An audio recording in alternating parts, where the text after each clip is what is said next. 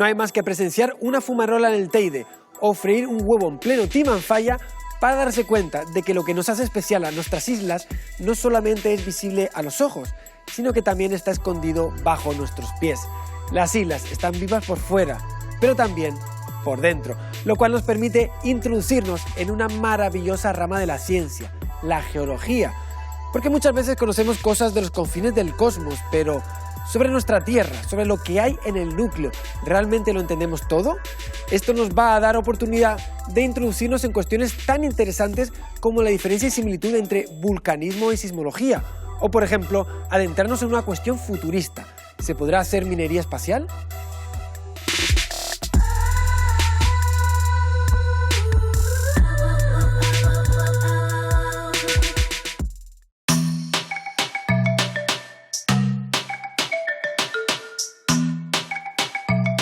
Los parajes volcánicos canarios, horadados por las lluvias y la erosión, generan formaciones en barrancos profundos que bien podrían haber inspirado al mismísimo Julio Verne para escribir su famosa novela Viaje al centro de la Tierra, donde mezcla mitos, verdades y pasión por investigar el núcleo terrestre.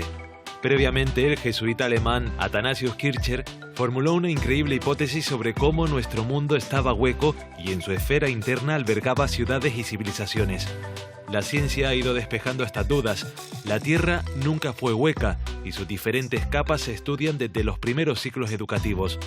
Sin embargo, el ser humano nunca ha llegado al centro de la Tierra, aunque conocemos su interior por fenómenos geológicos como los terremotos. Canarias es un territorio rico en mundo subterráneo.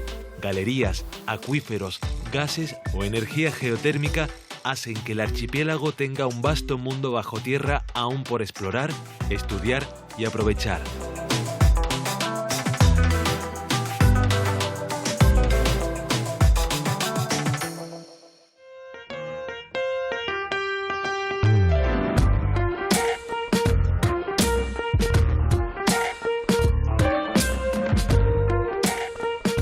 El ingeniero Elías Casañas se ha especializado en el diseño de sistemas que funcionan casi en su totalidad con energías renovables. En el caso de este enorme complejo deportivo ha primado la energía geotérmica que se utiliza, entre otros usos, para calentar una gran piscina olímpica.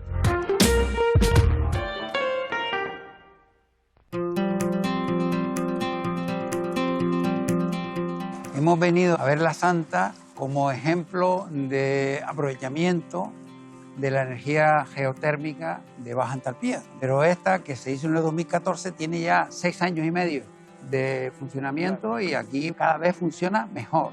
Tiene un buen mantenimiento, se utilizan las calderas, pero están totalmente prohibidas y cuestan mucho dinero. Si queremos hacerlo con energía solar, tendríamos que poner una cantidad de paneles tremendo, demasiado. La forma para calentar las piscinas con geotérmica podemos decir que es invencible. Que es la más rentable de todas. Es la más rentable de todas y es la que posibilita hacer esto. El otro, ni legalmente ni nada, porque todas las piscinas que se climatizan debían de estar cubiertas.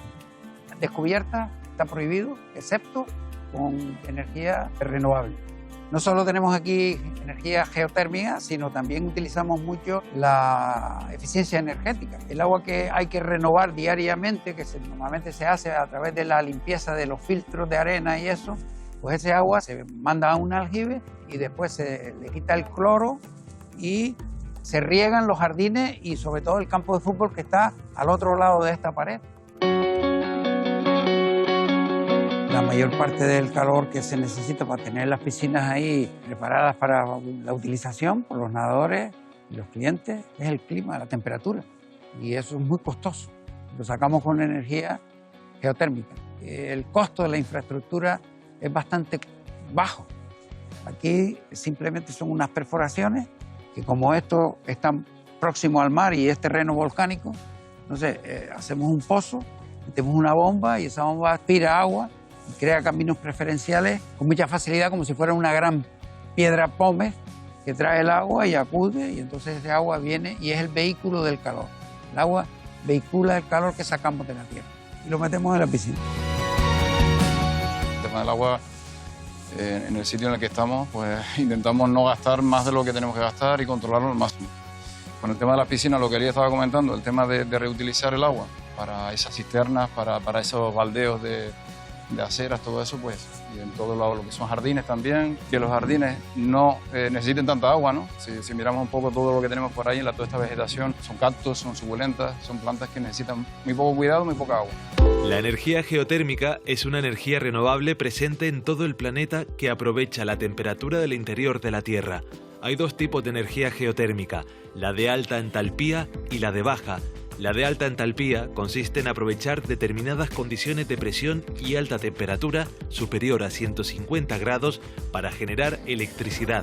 Si no existiera agua de forma natural, se puede introducir hasta la profundidad necesaria.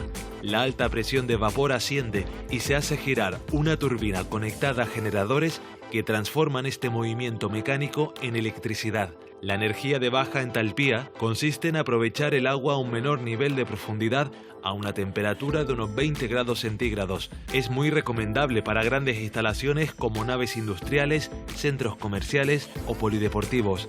Canarias tiene un gran potencial para aprovechar ambos tipos de energía geotérmica porque se alcanzan las temperaturas necesarias a poca profundidad y por su cercanía al mar.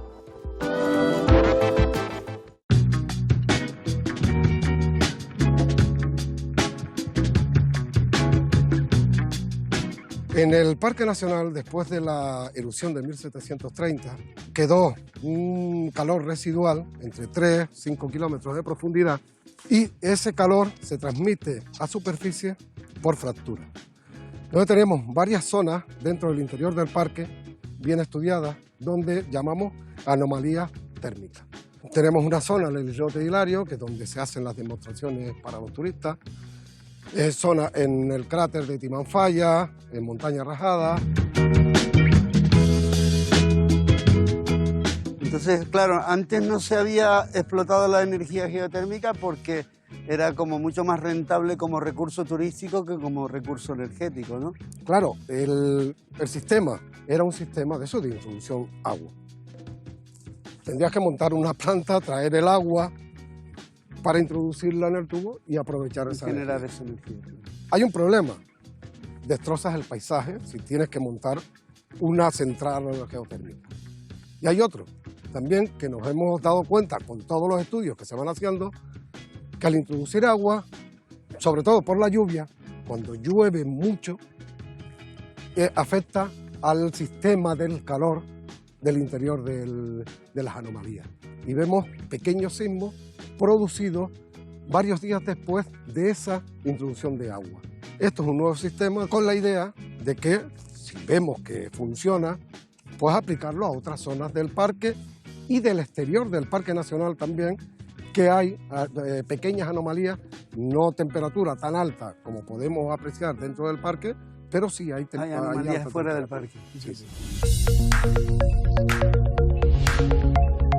Las anomalías térmicas permiten aprovechar el calor que sale de los volcanes en forma de fumarolas para obtener energía eléctrica. Eso se consigue a través de generadores termoeléctricos. Para lograr que este calor llegue desde el suelo hasta esos módulos termoeléctricos, es necesario utilizar intercambiadores. Son unos tubos que absorben el calor de las fumarolas y lo llevan hasta el módulo termoeléctrico colocado en el centro. Se puede simular una fumarola con un baño de agua caliente para ver que es posible encender el LED colocado en un dispositivo.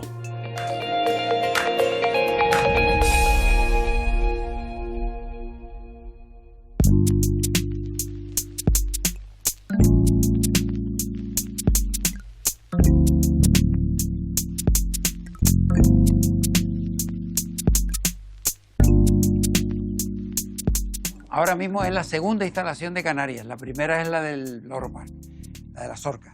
Pero de España son probablemente también de las dos mayores, porque esta tecnología se utiliza muchísimo más en Canarias que en el resto de España. Porque en el resto de España esta geotermia de muy baja entalpía a circuito abierto se utiliza poco. Cada vez más, y probablemente en el futuro pues están ahora fomentando desde Europa y desde el gobierno español y todo el desarrollo de esta tecnología, pero todavía hay poco. ¿Y cuántos kilovatios o megavatios tiene? Esta tiene de frío 2.800 y de calor 3.200. Para resumir un poco, la energía geotérmica se saca de debajo de nuestros pies, de la tierra, de poca temperatura. Y eso se refleja en el esquema este aquí. 3 perforaciones, 3, 4 pozos, y de ahí se saca la energía. Hay 3 de captación y 1 de rechazo. El vehículo para traer el calor desde el fondo de la tierra hasta aquí, o hasta la piscina, o hasta los depósitos de agua caliente que están ahí, es el agua. El agua que está en los pozos. El vehículo es el agua. El recipiente donde traen el calor. Y después se vacía el calor aquí y se vuelve otra vez el agua fría al fondo del pozo, ¿no? Entonces, una vez que llega el agua aquí, sacamos el calor que tiene, mucha cantidad de calor, pero a 20 grados centígrados nada más, decía, poca temperatura. Es un calor que es barato, que tiene poca entalpía, le llamamos nosotros, que no se pueden hacer muchas cosas con ese calor, porque si queremos climatizar la piscina está a 26 grados y tenemos que subirle la temperatura del agua al calor. Entonces todo el sistema este que utilizamos siempre tiene que ir de la mano con unas bombas de calor. Estas son las bombas de calor, que las bombas de calor cogen el calor de la tierra a baja entalpía y le levantan a ese calor la temperatura. Las bombas de calor geotérmicas lo que hacen es como un ascensor que cogen el calor y le levantamos la temperatura. Y entonces ese calor ya se puede disponer de él porque está a una temperatura adecuada. Ese fenómeno de levantarle la temperatura al calor que disponemos de la Tierra tiene un costo energético. Y entonces mucha gente se pregunta, anda, pero ¿y entonces con las bombas de calor, si la tenemos que poner con la electricidad y gastar energía? Pues mira qué gracia, entonces no es renovable porque estamos utilizando energía eléctrica. Pero es que el secreto aquí es que por cada kilovatio que nosotros utilizamos de energía eléctrica, en este caso a estas bombas de calor, nos dan 6 o 7 kilovatios de calor. Y entonces, le contamos el que hemos gastado de energía. 6 o 7 kilovatios de calor gratuito. No, le contamos el que ya utilizamos de eléctrico y si son 6 lo que aportan, pues le contamos 1 y hay 5. Y esos 5 kilovatios es un montón de energía. Sí, son gratuitos, son energía renovable.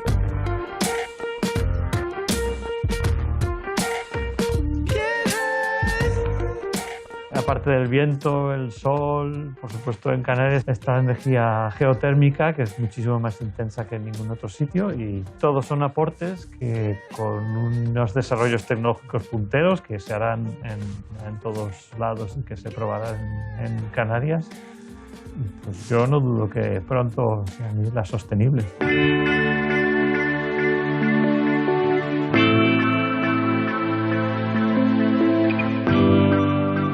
Cada zona del hotel, cada zona con salas de máquina o con interés, está reflejada en este sistema de control. Entonces ahora mismo estamos en una pantalla que es la de riego del estadio, la última que hemos creado.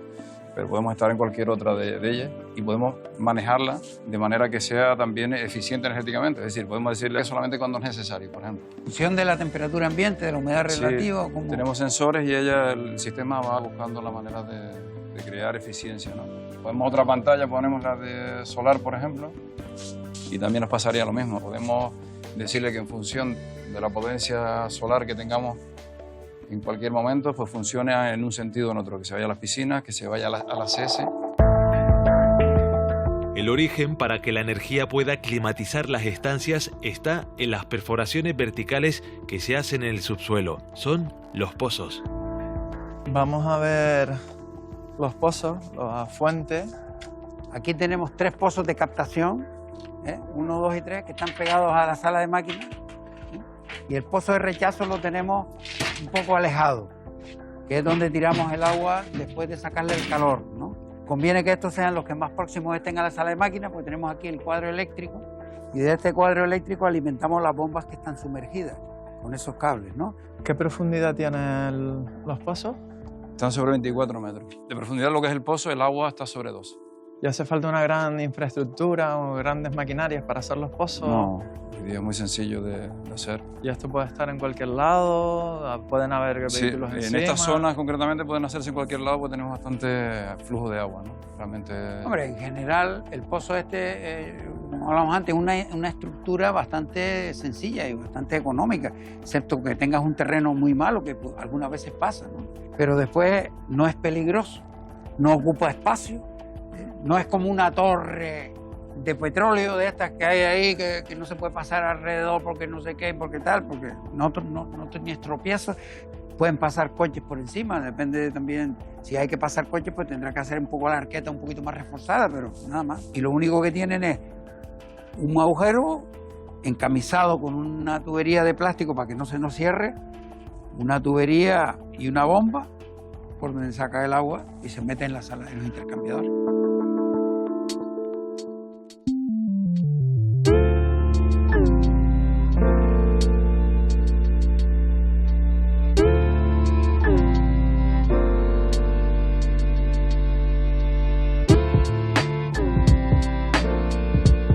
La geógrafa Lucía Sáez y el químico Pedro Torres recogen muestras de los gases en la fumarola del volcán en el Parque Nacional del Teide. Buscan descifrar la actividad magmática, así como los movimientos telúricos.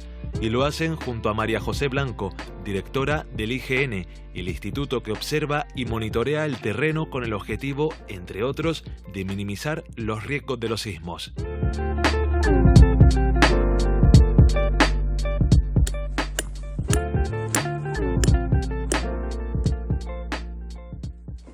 Vale, ya está. Hola. Dentro del muestreo de hoy, ¿qué estáis haciendo aquí? Mira, aquí en esta zona lo que vamos a muestrear son los gases fumarólicos. Entonces, acabamos de clavar esta pica que está más o menos a unos 40-50 centímetros de profundidad. Después vamos a introducir este tubo de teflón para sacar los gases que se encuentran en esa profundidad.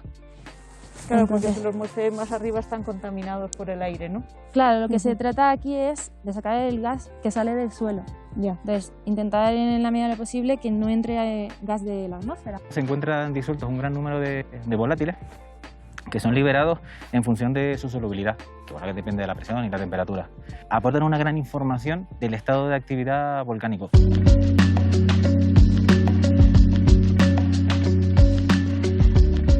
Bueno, también aquí uno de los parámetros medibles muy importante es la actividad sísmica. En un momento dado hemos tenido hasta 21 sismógrafos instalados alrededor y en el interior del parque.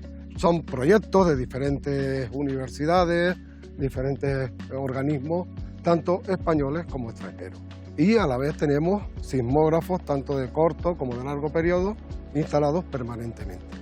Y lo que estamos evaluando es la sismicidad que se produce en el interior del Parque Nacional.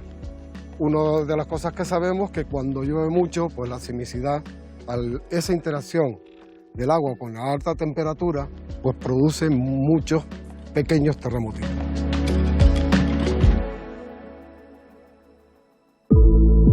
La sismología es una de las ramas de la geofísica cuyo objetivo es el de estudiar los sismos, sacudidas bruscas y repentinas de la corteza terrestre que pueden tener diferentes orígenes. Una de las causas es la ruptura de una parte de la corteza a la que se le denomina falla. Las placas tectónicas, al moverse, son las causantes de las ondas mecánicas o sísmicas. Los maremotos son terremotos ocurridos en el lecho marino. Los tsunamis son gigantescas olas producidas por la agitación del mar en las sacudidas. La sismología trata de medir, prevenir y descifrar los procesos dinámicos del interior de la Tierra. La propagación de las ondas producidas por los terremotos está determinada por la composición del terreno y su velocidad depende de las características del medio. Con el desarrollo de la instrumentación sismológica y la instalación de estaciones, la determinación del foco sísmico se realiza a partir de los registros de las ondas que producen dichos terremotos.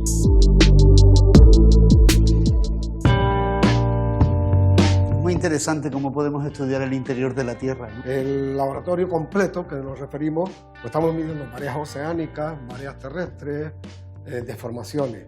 O sea, que se mide sismicidad, temperatura... Alta temperatura, deformación del terreno, con GPS, pues esa deformación también, que están instalados en Jameos del Agua.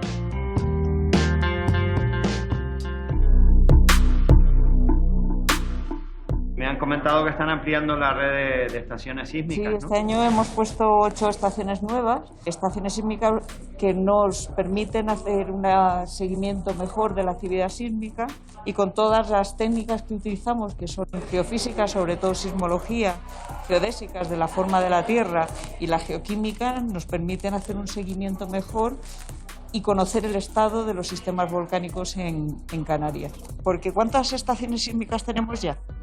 A día de hoy tenemos 55 estaciones sísmicas, con las 8 que acabamos de instalar este año, 2 arrays sísmicos que nos permiten mejorar las localizaciones en caso de que no tengamos unas buenas localizaciones, y 3 acelerómetros. Además, 8 de las estaciones sísmicas también funcionan como acelerómetros en tiempo real. La sismología es una técnica importante dentro de la vigilancia volcánica, debido a que una de las principales señales que podemos registrar y para conocer el estado en un momento dado de un sistema volcánico es la sismicidad.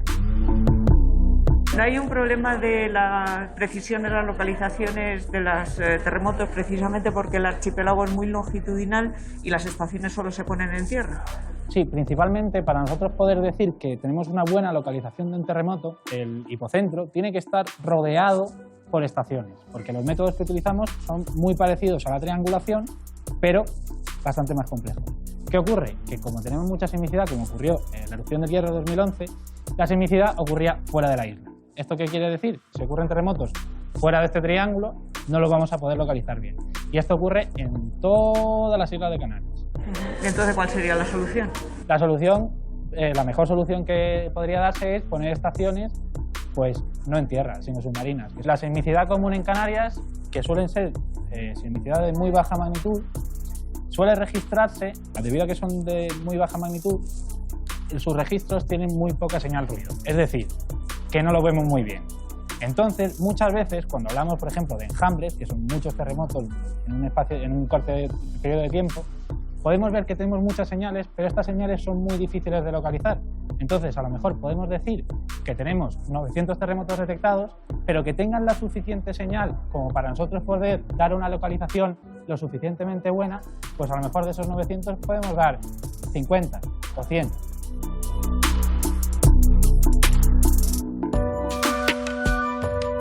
El planeta está dividido en 3 capas principales: corteza, manto y núcleo terrestre. Este último se subdivide en 2 capas: núcleo externo, con materiales en estado fluido que comienza en los 3.000 kilómetros de profundidad, y núcleo interno, compuesto de hierro en estado sólido, que se extiende hasta el centro de la Tierra a 6.378 kilómetros. Podemos estimar la masa del planeta observando el efecto de la gravedad sobre los objetos de la superficie, siendo el equivalente a 6.000 trillones de toneladas. Es 81 veces más que la Luna y su cálculo se emplea en la comparativa con los demás planetas. El estudio gravitacional aporta asimismo detalles de los movimientos de las capas terrestres vinculados con la sismología y la vulcanología. Gracias al desarrollo del instrumental adecuado que permite registrar la propagación de las ondas producidas por los terremotos, se dieron los primeros pasos de la hoy sofisticada disciplina de la sismología. Y es que el centro de la Tierra no es estático. Múltiples factores generan movimientos percibidos cuando se dan alteraciones como los sismos y en el archipiélago canario los fenómenos vulcanológicos.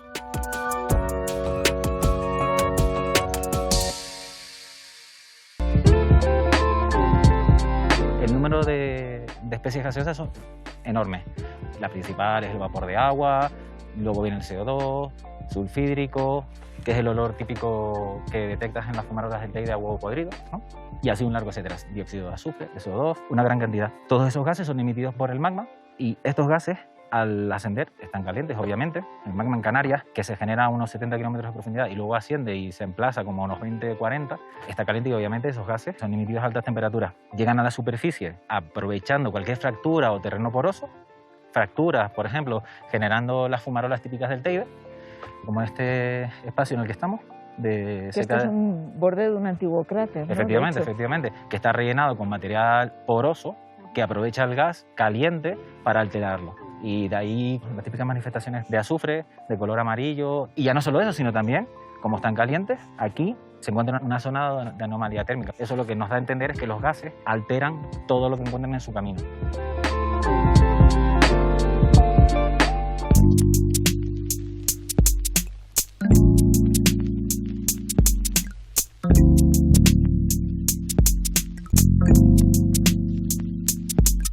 ¿Qué información información da el muestrear y saber qué especies químicas se están emitiendo, en qué condiciones y en qué proporción. Ahí está el kit de la cuestión. Hay que saber cuánto y cuáles. Aquí nosotros, el Instituto de Geografía Nacional, toma muestras de las fumarolas del Teide para caracterizar el sistema. El estado del sistema. Claro, el estado del sistema. Tener un registro temporal de esa evolución. El Teide tendrá unas concentraciones de unos gases con unas proporciones distintas, por ejemplo, al Etna, al Vesubio, al Popocatépetl.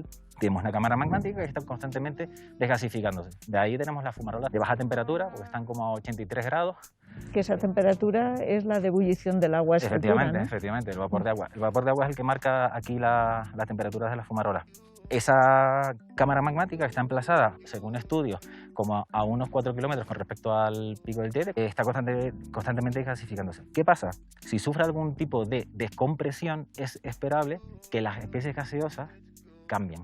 No solo las que muestréis en la fumarola, también en las muestras de agua que tomáis en los acuíferos. Ahí enlazamos con la idea de que los gases en su ascenso cambian, alteran todo el entorno. Y unas masas de agua que cambian son los acuíferos. Los acuíferos aquí en Canarias son muy típicos. En Cañadas tenemos un acuífero enorme y ese está sometido a la influencia de los gases que son emitidos por la cámara magmática del Teide. Están alterados, efectivamente. Y nosotros, en todas las galerías que hay en Tenerife, no solo en Tenerife, porque también realizamos la misma labor en La Palma y en El Hierro, tomamos muestras de agua y de gases disueltos para efectivamente también controlar desde esa faceta, desde esa cara, cómo interactúan los gases con el entorno.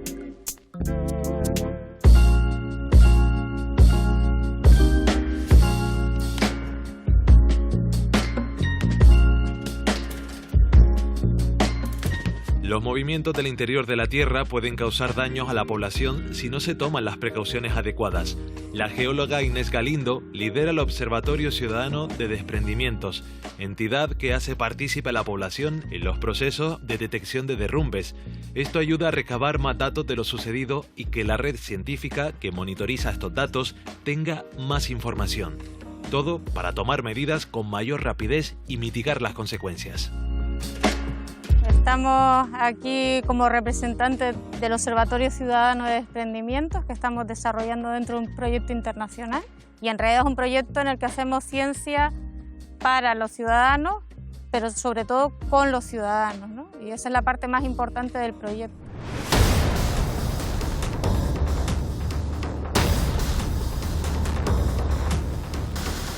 Los científicos no podemos estar en todos lados y es importante que los ciudadanos, que todas las personas que integran el observatorio participen y nos envíen información de esos desprendimientos que están ocurriendo.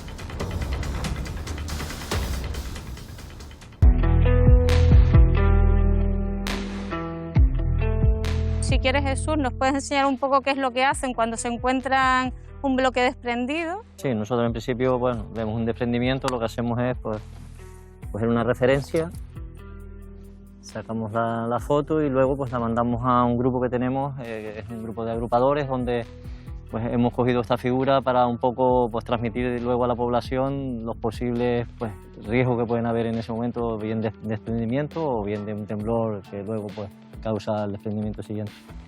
La idea del proyecto casaba bastante bien con una organización que montamos durante la crisis sismovolcánica en El Hierro en el año 2011, donde a través de la colaboración ciudadana entendíamos que podían integrarse no como sujetos pasivos, donde la administración protege a sus sujetos pasivos, sino al contrario, que esas personas pudieran ser activos, pudieran colaborar en el mismo sistema, entendiendo que la figura de los agrupadores posibilitaba que tuviéramos distintos agentes por toda la geografía insular que nos fueran informando sobre incidencias, sobre posibles evacuaciones, incluso ayudar en las evacuaciones, la protección de las personas. También es un poco velar por la seguridad de las personas que están colaborando en el proyecto y que no sean esos meros facilitadores de información, sino que participen tanto en la investigación como en la gestión. Si nos fijamos aquí atrás, debajo de la pared tan vertical que tenemos, de esta ladera tan vertical, tenemos una zona triangular, que es una zona de acumulación de bloques, de detritos. En 2007, aquí en el Lagartario, hubo una avalancha de rocas y de rubio que cubrió en parte de las instalaciones y mataron a muchos ejemplares de lagarto gigante del Hierro. O sea, este es un ejemplo de cómo nos pueden afectar los desprendimientos y las lluvias torrenciales.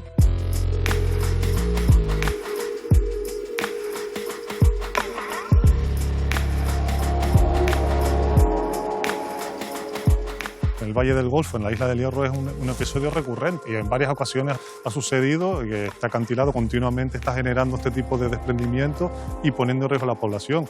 Recuerdo una vez en la crisis sismovolcánica donde hubo una evacuación espontánea por parte de los ciudadanos. Hubieron desprendimientos asociados a movimientos sísmicos y eso generó bastante miedo e inquietud por parte de la ciudadanía, que salió de sus viviendas y gracias a los agrupadores fueron a los puntos de reunión esperando instrucciones.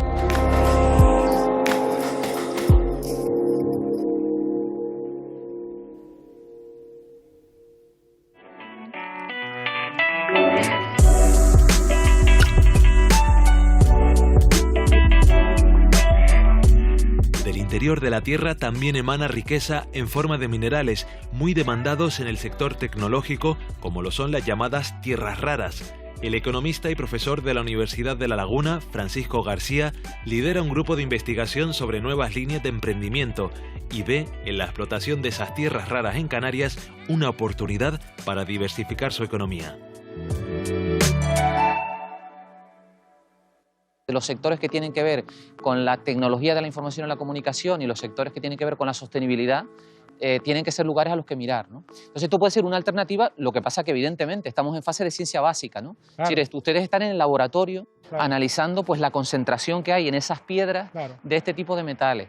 Hay que analizar la viabilidad productiva, la viabilidad económica, evidentemente, y también la viabilidad medioambiental. Sí, Al margen hay un proceso de transformación para poder, digamos, purificar y Exacto. extraer pura... El tratamiento se hace en planta, en fábricas, donde se separan con procedimientos químicos, se separa la tierra rara que está aquí dentro.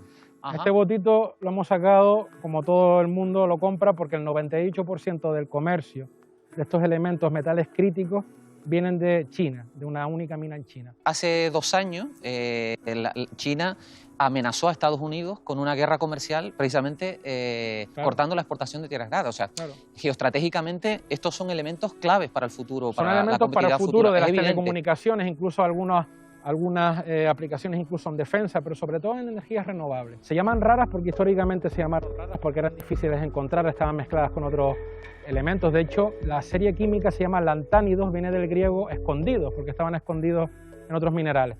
Pero de raras no tienen nada, las tocamos todos los días. De hecho, a estas tierras raras se les llama las vitaminas de la industria, porque son como las vitaminas, es decir, pequeñas cantidades hacen funcionar toda la tecnología que nos rodea. No solo hablando de las tecnologías verdes, no solo estoy hablando de las energías renovables, sino de las telecomunicaciones.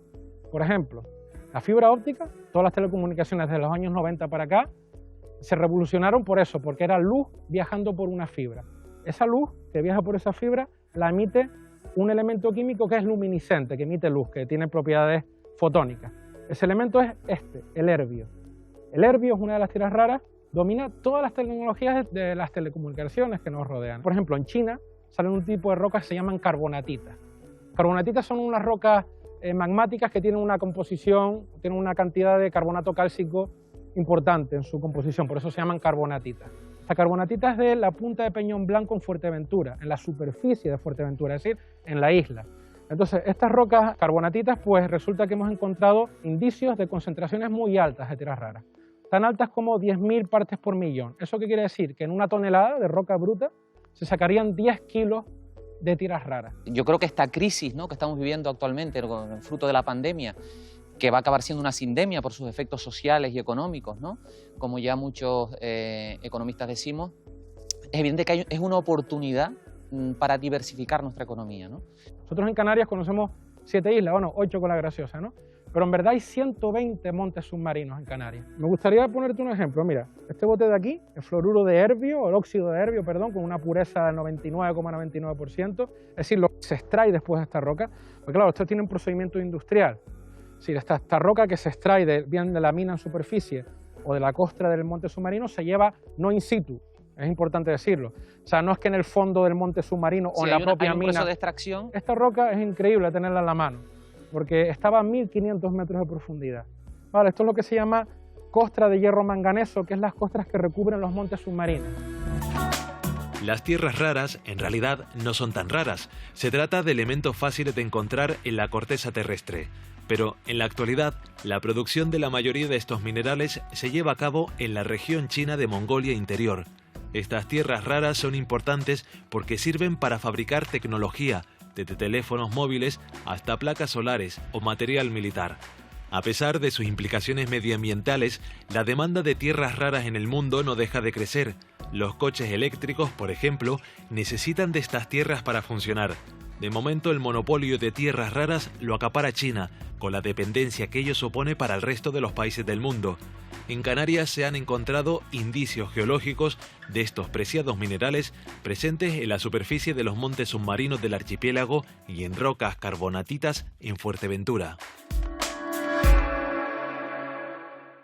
Es evidente que Canarias, y en fin, a las pruebas nos remitimos, ¿no? Su modelo económico, digamos que es un modelo económico muy dependiente del exterior y muy endeble en la evolución del ciclo económico. Entonces, es evidente que tenemos que repensar nuestro modelo económico. Creo que la crisis es una oportunidad. Vamos a seguir dependiendo del turismo, lo que pasa que creo que es bueno repensar y redirigir parte de los esfuerzos hacia otros sectores.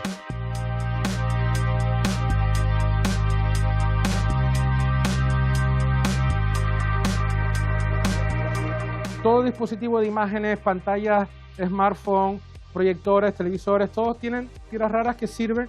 De hecho, fue el primer uso histórico de las tierras raras. Las tierras raras se empezaron a usar en los años 70 para los tubos fluorescentes. Para la luz que emitía el terbio, el europio, se usaba para el rojo, el azul, el verde que emitían los tubos fluorescentes. Las universidades públicas canarias son las que están aquí ahora, ¿no? Dando los primeros pasos para un posible avance de cara al futuro, si esto tiene viabilidad productiva, económica y medioambiental. O sea, que eso es lo que hay que analizar. Y a mí me tranquiliza que las universidades públicas sean las que están detrás de este análisis, al menos los primeros pasos, ¿no? La investigación geológica avanza a pasos agigantados hasta llegar incluso a la búsqueda de minerales fuera de la Tierra, lo que se ha dado en llamar minería espacial, un goloso botín aún por explotar. Yo creo que la minería y el uso de lo que se llama el uso de los recursos in situ, al principio iba a ser algo mucho más limitado, mucho más restringido al uso de esos recursos por parte de los que estén en la base semipermanente. Probablemente cuando avance la tecnología, avance la robótica, bueno, tengamos incluso una industria asociada a los asteroides, pues ya se podrá aportar esos recursos a la Tierra. Y ahí, bueno, pues vendrá todo el problema de la privatización, de la legalización, de esto a quién pertenece, a quién no pertenece, cómo se regula, cómo se hace. Tú planteas que se puede ir a asteroides a coger minerales, yo lo que planteo es que eso demuestra que la economía circular no funciona en este planeta. Porque si el 99% de los minerales que estamos utilizando no se recicla, ¿cuánto te van a durar? Claro. Es un problema de arrogancia intelectual. Sí, no sí. comprendemos que la naturaleza lo que hace es reciclar y coger los elementos abundantes. Y nosotros cogemos los elementos no abundantes y no los reciclamos. Yo creo que hay un sentimiento general también que se ha acentuado en las nuevas generaciones más jóvenes de tener en cuenta la importancia pues, del cambio climático, de la sostenibilidad, ahora con los objetivos de desarrollo sostenible, que antes eran los objetivos de desarrollo del milenio, pero de alguna manera yo creo que va habiendo un sentimiento más de respetar la naturaleza, ¿no? Antiguamente parecía una tontería, ¿no? Algo que, bueno, pues era cosa de los ecologistas y poco más. Y ahora ya pues hay másteres, hay doctorados, hay universidades, incluso la sociedad, todas las marchas que ha habido del cambio climático y, bueno, y todas las transformaciones que está sufriendo el planeta y que nosotros somos parte de eso.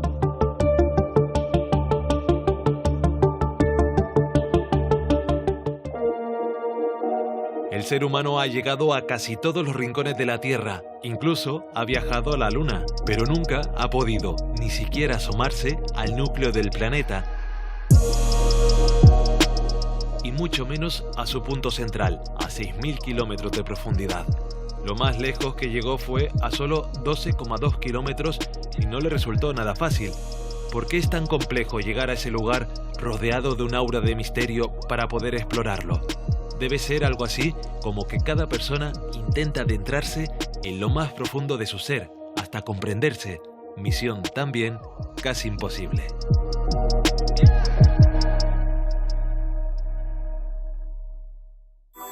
Las profundidades de la Tierra merecían un capítulo aparte. Canarias es un tesoro geológico, desde los gases magmáticos a la energía de baja entalpía bajo nuestro suelo, pasando por la búsqueda y correcta extracción de recursos pensando a futuro, en su conservación. La geología y sus aplicaciones tienen el valor de más alto nivel en ciencia, así no es de extrañar que Canarias sea un referente. Hemos podido ver y comprobar que tenemos un tesoro bajo nuestros pies, aquí en las Islas Canarias, una auténtica joya para la geología, algo que nos permite ver una cosa fascinante. Los movimientos de tierra suponen una ventana hacia el interior de la Tierra, creando un laboratorio no solo para sismología, sino también para la física, la energía o incluso, ¿por qué no?, la minería espacial. Nos vemos la próxima semana aquí en Conciencia Canaria.